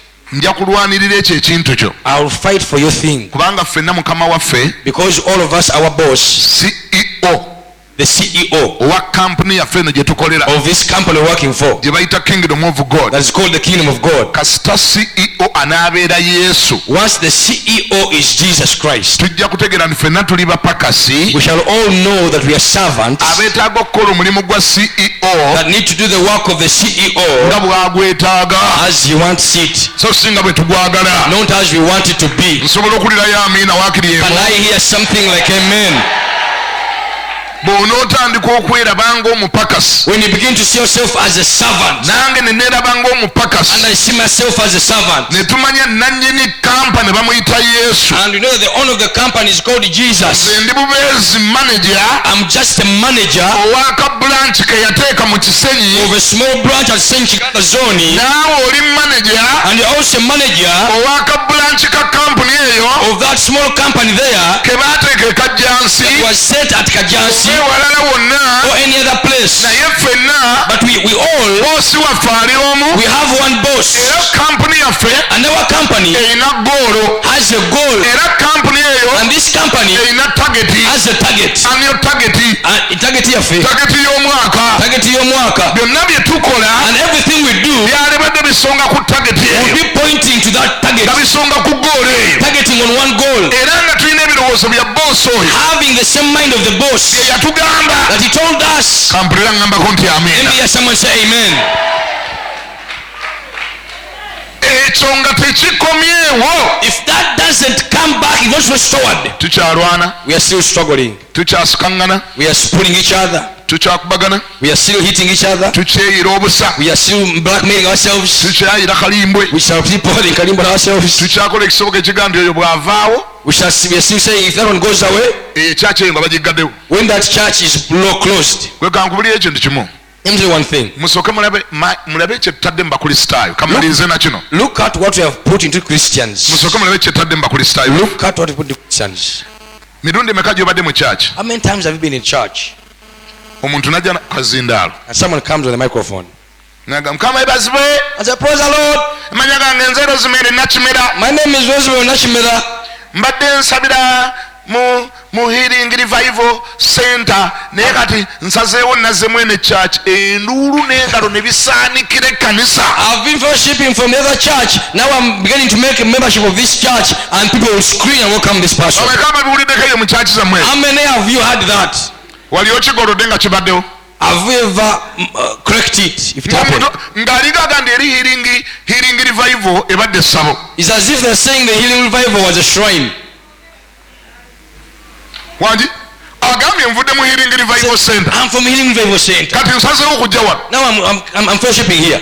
abakulisitaayo olw'okuba nga ekyo kyewabateekamu kyewabayigiriza tokigololanga ne balyoka babwatula engalo n'endulu kweganga linga bagendi bannange mbadde Illuminati oba mbadde mu ssabo kati nzize mu kyaki Now your people will scream and shout, welcome this person, as if the person is coming from Illuminati or a shrine. kubanga naawe ekyo kyewabateekamu kyewabagamba nti ziri zonna si kkanisa eyiyo yokka ye kyaki Because that's what you put into them, that the rest are not churches, only your church is what they call a church. olwekyo buli ava eri aba avudde mu geyeena ngazze wano mu ggulu So whoever is from there is from hell and they have come to heaven. ladies and gentlemen Abami n'abakyala. may God have mercy upon us Mukama atusaasire. why Lwaki? because the church you are pastoring Kuba ekkanisa gy'osumba, is your church kanisa yo is not God's church. si ya Mukama. If it was God's church, Singa yali ya Mukama, then you would have known walitegedde that even the other one is a church. nti naye nayo kanisa Eri branch, eri tabi. nawe oli branch, Nawe oli n'eri branch, tabi. tumala gatta branch ezo We have to first bring the branches together okukolamu kye bayita the church of Christ. to make one big church of Christ. As long as we are still seeing our smaller churches as the church, Bw'oba okyalaba ekkanisa yo nga ye kkanisa, then we are still campaigning the other. kaakati ng'okyali mu kuvuganya n'abalala obalemesa, Then we are still competing. okyavuganya Then we are still pulling each others down. nga tukyesika omuntu omusika omuzze wansi. So olabe kye tuyita growth. Now look at what we call growth. Look at what we call growth. Tule kituli okulaakulana. Where is growth today? Okula kwe kuliwa? Growth eri luddawa. Okula kuli luddawa? Whatever we call a church growth, where is growth? Kyoyita nti ekkanisa yakuliza ekiri luddawa? We just have a bunch of transplanting.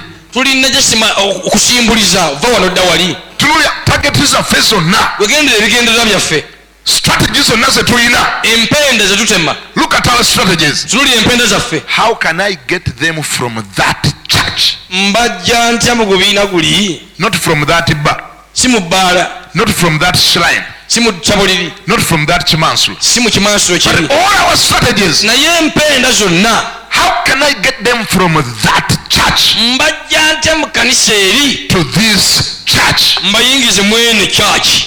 Can I tell you some of the things we are doing today? Mbabula ebimu ku bintu bye tukola olwaleero. Some of the things we are doing are very overwhelming. Ebimu bye tukola byewuunyisa nnyo. That we have come to a point Tutuuse mu kifo in our churches makanisa gaffe. ng'abantu bajja mu church People come to church, nga ekibaleese but what has brought them kunona bantu abali mu church eno is to get people from this church babatwale mu church eri and take them to the other. nga balina ku peroolo And they are even on the payroll. balina ku peroolo They are paid. baga gwe bw'oleeta wano abantu buli gw'oleeta ofuna ssente bwe ziti If you bring people, you get this amount of money each person. naye nga tabanona mu bbaala Not getting them from a bar, tabanona mu ssabo not from a shrine. ate abanona mu kyaki ndala He's getting them from another church. batulaawo kati n'obayaaye twatendeka abayaaye baffe We have trained our gangsters. bajja mu makyaki n'atulaawo They come to church and sit there. bw'oyogera n'agamba eme When you say amen, they say, Pastor, yes, amen. naye bw'amala okugamba eme After amen, n'agamba ono amulinaanye I said the neighbor. naye waawa n'ayina amaanyi abuulira bulungi ekigambo The pastor here preaches well. naye ate ekikwata ku maanyi But what is about power? Concerning power. ayaya pasita kajoba ayina amaanyi Pastor Kajoba has anointing. waawa naye abuulira bubuulizi He's a preacher for naye sure. bw'oba oyagala amaanyi But if you want real power, ate go tegali wano he's not here. eme Amina Kajoba. eno akuba eme They are saying amen. eno ayina gwakuyega Here is campaigning for Kajoba. kajoba ayina amaanyi Kajoba has power plus anointing. nono gwe baganga gwe ate kajoba yewaawa And even the neighbor begins to say, who is Kajoba? tonamanya kajoba Kajoba, who is Kajoba? oli ayina power The Kajoba has power. mpako simu yo nze nja kukubirako Give me a number, I'll call you. nga bawanyisiganya esimu They exchange the number. oyo ng'amweteka ng'amutwala They waani will take him to Kajoba. wa kajoba Kajoba nga wasumba. ezo nazo kyaki kati Those are also churches in Kampala. What is here? n'omubuuza amaanyi Girish. g'okozesa okubatuma mu kkanisa That power and the money you use to get them. lwaki tobatumye mu owino Why don't you send them in a window market? lwaki tobatumye mu katale Why k'omubuulo don't you go to the Mibolo market? and by the end of the day we call that church growth Ku nkomerero y'olunaku n'ogamba ekkanisa ekuze. kanisa ekuze Kanisa has grown. naye ogenda okutunulamu But when you look into the church, abali mweno ku mande who are here on Monday, era be bali ate mweri ku the tuesday same people there on Tuesday. abali mweno ku tuesday Those are here on Tuesday. era be bali mweno ku The wednesday other was on Wednesday. bagamba abantu n'obazunga buzuuzi So bati people are just roaming around kubanga ekyo twabateekamu because that's what we impart into buli them. abalira n'agamba ekyaki ekuze Whoever has them say the church is growing. there is nothing like a church growth Tewali kye bayita kukula kwa kanisa. what we have is just church Tulina mwetooloolo. how do you call it Church transformation. transplanting Transplanting. kiri kibireese What has brought this? kyaki yange My church. bwe neddayo n'ebeera eya yesu If it goes back to belong to Jesus, genda kwetaaga bano nawwo I won't need to get people from your company. kubanga bwe mbanga ndi branch manager wa mtn ey'oku shoprite Because if I'm a branch manager of ShopRite MTN, ate ekinera kusangende kambalodi njoleyo ebintu byayo ate mbiteeka wano kyekiki why do I go to Kampala to get things from there and bring them to my company? era nawali bwe banaabitunda If they sell them from there, seeri zigenda ku akawunti ya kampuni the yemwe sales are all going to the one company account. basebo ne banya omukama atuyambe Ladies and gentlemen, may God have mercy upon us. sisobola byogera ne mbimalayo I can't finish them all. era bayibuli yange ngisaanikidde I'm closing my Bible, naye byenjogedde bibadde bingi but what I've spoken has been much. byonna bwoba onoobyerabira But if you are to forget all, bino ebibiri tobyerabira don't forget the two. number one Ekisooka, let's have the goal tube ne goolo. once we have the goal Bwe tunaba egoolo, the next thing we realize kyetugenda okumanyayo ffenna that we need a team ntwetaaga tiimu. and in a team Era mu tiimu I've already told you mbagambye, ababeera mu tiimu bonna ababa tebafaanagana those who are in the team are not the same. naye ekikulu bateeba But the matter is, are they scoring? bwe muba mwagala goolo If you want goals, olwaliro ogenda weetegereza world cup etandika today go and look at the World Cup starting. ojja kulaba abazungu nga basamba n'abaddugavu You'll find the whites playing with the blacks. newankubadde nga mu real life beesosola nnyo nnyo nnyo And yet in the reality there is fascism. omu ayitamu ne babuuni kubanga muddugavu One calls the other and baboon because they are black. naye goolo But the goal, ekyatuuka ku goolo when it becomes to scoring a goal, kibaleetera okwerabira kala zaabwe it makes them to forget their colors. olaba goolo abasambi bano abamu tubamanyi bazibu nnyo kitambula kigaayagaaya kiwingigamu kizibuzibu ebimu n'okulwana birwana n'okulwana naye mubeerawo nga musabirira busabirizi ekisambi kyammwe kireme kulwana baleme kiwa red card kubanga kijja bafiiriza We know some of our players have bad characters, they are bad, but we always pray for them to finish well because they are going to score the goal. ebimu biwunyawunya n'enkwawa Some of them they are smelling their undercuts. naye obwetaavu bwa goolo But because of the need of the goal, bubaleetera okugumiikiriza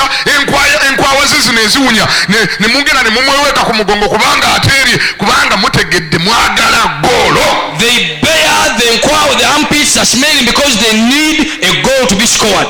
abakulembeze musumba Bishop Lwere Apostle Mulinde Gulu mwagambye nti tufuneyo olunaku tukomewo wano tuogere ku Great Commission. You said let's get a day and come here and talk about us on Great Commission as a church. Niwe tuba tujyogerako. But as we talk about it, basebo mbadde jaga tuki breaking it down. let us break it down. Twogere ne ku kigambo goal. Let's talk about the goal. Where do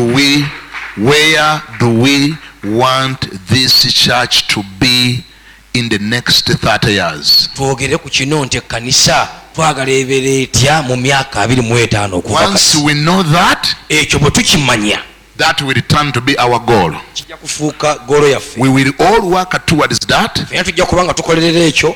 Then our small little differences will not matter anymore. Kati buno obutono enjawukana eziriwo entonotono ezo tezigenda kuddamu kufuuka kiremya. Then who is this tribe, who has educated to what level, who is short and who is tall will not matter anymore. Kati bino ono yasoma atya, oli walangi ki, ono waggwanga ki, mumpi muwanvu, tebijja kuba nsonga. Then yesterday I told Bishop Lwere when I was there, Nego nagambye Bishop Lwere nga ntudde awo. when after speaking, he came and told us that we have to be delivered from churches. Yazzeewo n'atugamba nti tulina okugenda tusumululwe okuva mu kkanisa zaffe. Ne mugamba Bishop Lwere, I told Bishop Lwere, okumanya nkuwagidde nnyo. because I have supported you, N'ali agatta ogatteko na kino. I want you to add also this, That we may, where we are today, that we tuli olwaleero we may even need to be delivered from our umbrella unity organizations. twetaaga n'okusumululwa okuva mu zino manvuuli ezitusaanikidde ez'enjawulo. We may need some deliveries from unity umbrella organizations. Twetaagayoko n'okusumululwa tuve mu zino umbrella ezitubisse nga zitwawula. Kuba twazireeta lwa bulungi, Because we brought them for good, naye olwokuba tetwazitegeera, but because we never understood the good, n'ekyaziresa tetwakitegeera we bulungi, never understood the reason why we brought them. kati zaafuuka bibiina byabufuzi. Now they became political parties. Tewakyaliwo njawulo wakati wa umbrella organization na UPC. There is no difference between the umbrella organization and the UPC.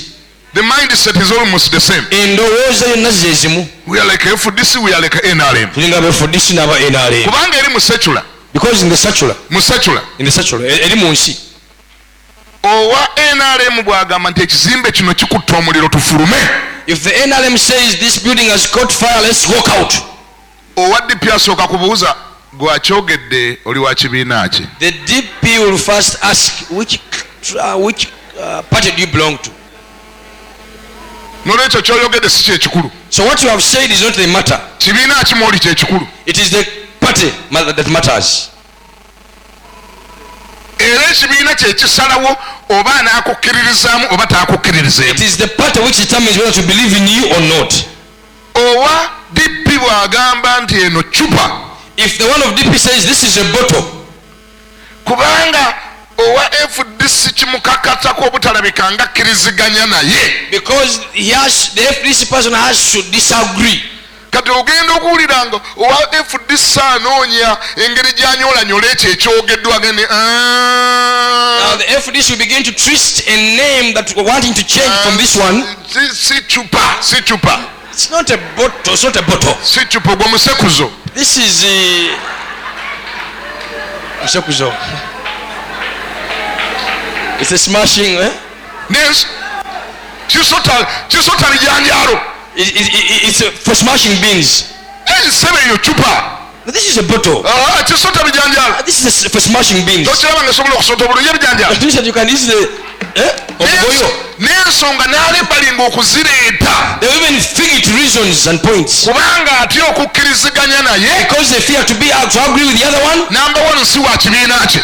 Second, they're not of the same party. Number two, mbu bw'anaafaanana nga akkiriziganyiza naye. If they look to be agreeing, then abantu be balisenguka ne bava eno ne badda eno. then his people may shift from this party to the other one. N'olwekyo alina omunafuya. So he has to weaken them N'omukuba obukalimbwe. and also to blackmail them. Nafuya alabike nga talina kyamagezi kyagenda. Weaken them and make them lose. Katonda asumulule mu bibiina May God bitwala. deliver us from these parties, bannange. May the Lord deliver us. Mukama. Not only from ministry, Mukama tutujja buzimu mu ministry zaffe zokka, but even from the they started the umbrella organizations. nene umbrella zo zitandiseewo nazo mukama asumulemu yesaala. nze oluusi ngenda negomba ba Petero ne ba Pawulo abatazirina. Sometimes I admire the Peter and Petro who didn't have them. kubanga balina emitawaana mitono. Because they had small problems. ate kisinza okuleeta emitawaana. And well has brought many problems. abamu ku ffe. Most of us. oli agenda okwetunulira ng'ekyo ekintu kyokka kyalinawo nga kegamba bw'atakirwanira mubo bw'atavuma balala oba bw'atakuba balala kwegamba bw'okimuggyako aba talina kyasigaziza. There are some people who feel that what they have is what they have is the only thing. If you take it away from them, they remain with nothing. bw'okimwambula oba talina kyasigaziza. If you undress them from that, they have nothing left. basebo Brothers, sisobola kwogera bintu byonna ne mbimalayo. I can't speak all things and finish them. naye mukama atuyambe But may God have mercy tuddeyo ku goolo. to go back to the goal. bwe tunaddayo ku goolo If you go back to the goal, oba tulina kibiina ki no matter what, oba we tulina have, kibiina no ki matter what part we have, tujja kuba beezi nga balina abasambi ab'enjawulo we shall be the people having different players, naye nga bonna bateeba mu but goole. all scoring in one goal post. mukama abampeera omukisa. May the Lord bless you. tuyimirire Stand up on your feet. tuyimirire Let's stand up. tuyimirire.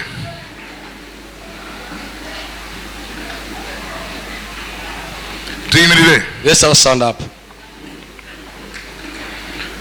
tugenda kusaba essaala nnyimpi We are going to pray a short prayer, naye nga yamakulu nnyo. but very meaningful. tugenda kusabira kibayita goolo y'ekkanisa ya kristo. We are going to pray for the goal of the Church of Christ. How can the heathens be more strategic than us? Bali ab'ensi batusinga batya okubanga balina empenda How enkulu. can the gay be knowing where they are going? Abali b'ebisiyaga bamanya batya gye balaga ekkanisa temanyi gye eraga. How can they be knowing where they are going? Kibaawo kitya nga abali ebisiyaga bamanyi gye balaga, Where they are going to be in the next 30 gye years? bagenda okubeera mu myaka 3. Those guys, if we are not careful, Abantu abo mutegendereza they are eyeing the big chair. Eh? Baagala ntebe nnene. baagala ntebe, they want the big chair. Baagala ntebe nnene. They want the big chair. They are strategizing. Bakoze empenda zonna. Bw'obawulirako nga balwana. Do you hear them fighting? Abantu abalina goolo People who have a goal, tebalwana. they don't fight each other. Goolo yefuuka ensonga. They all fight for the goal. If they're Fenna twali wano tumanyi ani atalaba abasiraamu wano mu myaka gy'ekinaana. in the 80s, Ani the Muslims, atawulira nga mulumba alwana ne Kamulegeya. hearing Mulumba fighting with the Kamulegeya. Ani atawulira nga Kampala mukadde yalwanagananga You n'abatabuli. never find the Kampala Mukadde fighting with the Omanyi other. ekyamalawo empalo. You know what finished the battle? Kasita baatuula wansi The moment they sat down ne bagamba this is our goal. and they said, eno egolo yaffe. Mwawulira mbu bannalukalala nnyo mbu baagala nnyo okulwana mbu bakuba eŋŋuumi naye olw'okuba bakkiriziganya ku kye bayita goolo entalo zaabwe zaakendeera kubanga bonna baagala Uganda baagala kutuula mu ntebe ennene.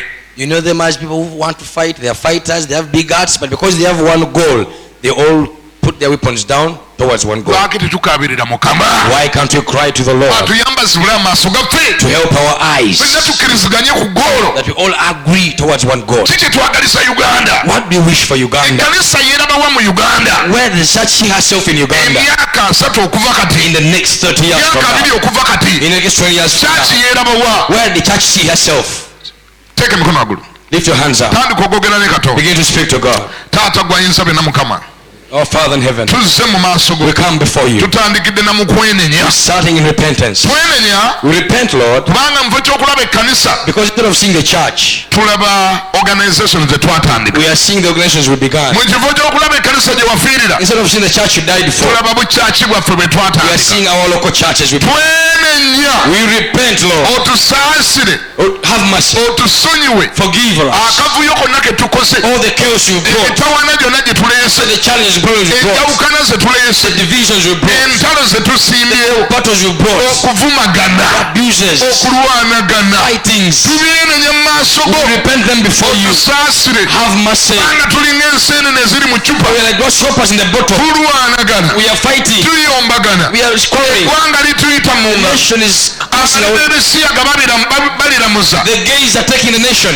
abasiraamu baliramuza Muslims are taking the nation. batutwalako eggwanga nga They are tutunula taking the nation as you are looking. ate nga wali olisuubiza ffe And yet you gave it to us. wali olisuubiza You ffe promised it to us. ffe tulina oditwala We're supposed to take it. ffe tulina We're odisaipolinga supposed to disciple the ffe nation. tulina okulisumba We're supposed to pass the naye nation. obudde bwonna But all the time, tubumaze nga twerumanga spent fighting each other. tumaze tulwanagana Fighting each other. eggwanga lituyita mu The ngalo. nation is going away. Abakafiri banonyodde tutwalako. The pagans are taking the nation. Bo bakozesa strategies They have made strategies zitwala to eggwanga. take the nation. Tusaasire, Have mercy. tusonyiwe. Forgive us. Ayi Mukama, Oh Lord, tunaase n'omusaayi. wash us with your blood. Tusaasire, Have mercy. tusaasire, Have mercy. tusaasire, Have mercy. tusaasire. Have mercy. Tusonyiwe. Forgive us. Okuleeta ebyobufuzi mu kanisa, Bring politics in church. okuleeta politics mu church, Okuleta ebifuzi mu nyumba yo. wakati yafuga. Now ruling over. Tusaasire, Forgive us. tutegeere That we understand tulina okukola. what we are supposed to do. Tusaasire, Have mercy. tuyambe, Help us tuleme kufugibwa not to be ruled politics, by politics. byabufuzi, And politics. njawukana, Division. kulwanagana. Fighting. Tusaasire, Help us. era ayi Mukama, Oh Lord, twegayirira ssebo, I beseech you. tuyambe, Help us. ffenna tuzibula amaaso, Open our eyes tuddeyo tulabe and go back to goolo see yeeriwa, where is the goal. goolo yeeriwa, Where is the goal? gye tulaga, Where are we going? kye watwagaliza, Where do you want us to go? wagamba mu kigambo You kyo. spoke in your word. You said in your word Yewe mu kigambo kyo. that go in the whole world Temugende mu nsi yonna. and disciple all nations. Musumba abantu bonna. Help us to focus on that. Tuyambe tuluubirire ekyo. Help us to turn that our goal. Tuyambe kifuule goolo yaffe. Help us to know Tuyambe okumanya. that each one of us Buli omu ku ffe is useful wa mugaso his own way mu kifo kye mu ngeri ye. contribute Akyateekako that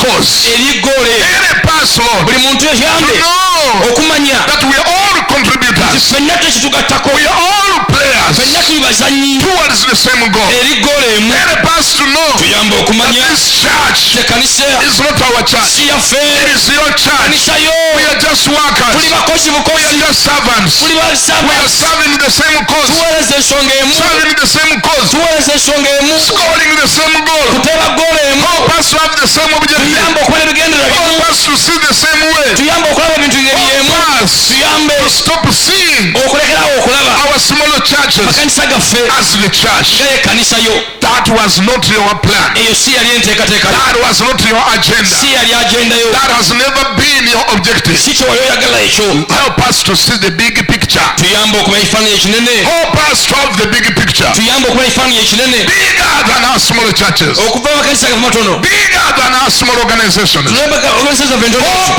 us to have the big picture. Tuyambe okumanya ekifaananyi ekinene. And Lord, help us to know Mukama tuyambe okumanya that none of us, talina omu ku ffe. Talina omu ku ffe can win this tournament alone. asobola okuwangula eggwanga lino yekka. None of us can win a tournament. Tewali asobola kuwangula mpaka yekka. Just like there is no single player Tewali muzannyi wa mupiira omu that can win a match. asobola okuwangula omupiira. There is no single player Teriyo muzannyi omu that can win a tournament. ayinza okuwangula tonamenti. It takes a team. Kitwala ttiimu. Help us to know Tuyambe okumanya that we need each other. twetaagaŋŋana. We need to make a team. Tulina okukola ttiimu. We need to form a team. Tulina okukolawo ttiimu. Because it takes a team Kubanga kitwala ttiimu to score a goal. okuwangula goolo. It takes a team Kitwala ttiimu to win a match. okuwangula omupiira. It takes a team Kitwala ttiimu to win a tournament. okuwangula empaka. Help us to know that. Tuyambe okukimanya. Help us to know Tuyambe okumanya that I need him. nti mwetaaga. He needs me. Naye neetaaga. I need him Mwetaaga. much as he needs me. Naye bwe neetaaga. And help us to know Tuyambe okumanya that none of us talina omu ku ffe that is the body of Christ. ti mubiri gwa Kristo. It takes a whole lot of us Kitwala ffenna to be the body of Christ. okubeera omubiri gwa Kristo. It takes a team Kitwala ttiimu to win this whole world back to you. okuwangula ensi eno n'okuddayo. Help us, oh God. Tuyambe ayi Mukama. Open our eyes, oh God. Sibula amaaso gaffe Mukama. Open our understanding, oh God. Sibula okumanya kwaffe ayi Mukama. To know Tumanye what the goal is. goolo kyeki. What the goal is. Goolo kyeki. And help us to know Era tuyambe okumanya that to score that goal, nti okuteeba goolo eyo we need a team. twetaaga ttiimu. Which team cannot be formed from one person? Ttiimu eyo nga teva mu muntu omu. Which team cannot be formed from one race? Ttiimu eyo nga tekolebwa abantu ba kika kimu. It takes different people Kitwala abantu ebika ebyenjawulo from different areas of the mu world bitundu ebyenjawulo eby'eggwanga by'ensi to have a winning team. okuba ne ttiimu ewangula. A team that will score. Ttiimu eneeteeba. A team that will take over. Ttiimu eneetwala. Help us to be a team. Tuyambe okuba ttiimu. And Lord, we are sorry Era Mukama twetonda for disappointing you all the time. olw'okuyiwanga bulijjo. We are so sorry. Twenenye Mukama. We are here to say we are sorry Tugamba nti tusonyiwe. for failing to know that. Tulemeddwa okumanya ekyo. We are repenting today. Twenenya leero. We are saying sorry Tugamba tusonyiwe for all the wars, olw'entalo zonna all the unnecessary wars that we have staged zetutaddewo in the body of Christ mu mubiri gwa kristo to fulfill our individual selfish desires. okutuukiriza ebyetaago byaffe byasekinoomu ebyokweyagaliza. Help us to say tuyamba okugamba that from today, nti okuva olwaleero okuva leero, that from today it will not be us who will matter, tekijja kuba ffe ensonga but what you originally intended naye will gwe matter. kyewayagala ku lubereberye.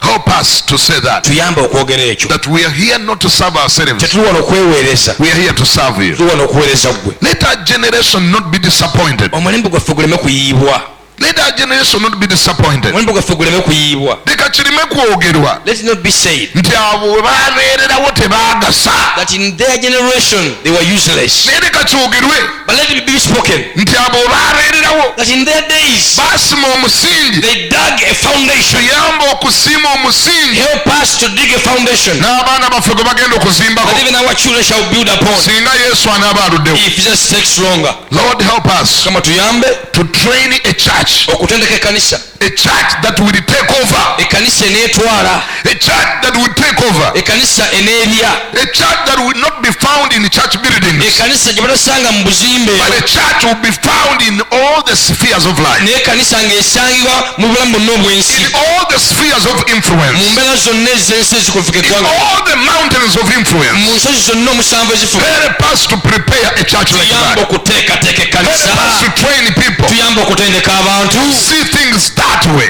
okulaba ebintu mu ngeri bwetyo. Lord, we pray Mukama tusabye in the name that is above every mu name, linnya erisinga amannya gonna, the name Jesus Christ. erinnya lya Yesu Kristo.